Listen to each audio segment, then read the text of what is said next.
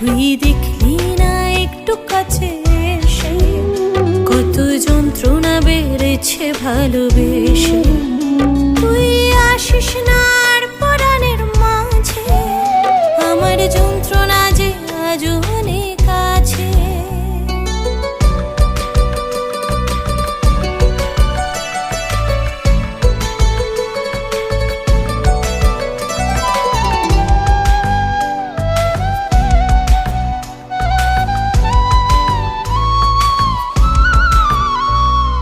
শেষের পরে নতুন করে তোরে যদি পাই, দিস তুই তোর মনের ঘরে একটু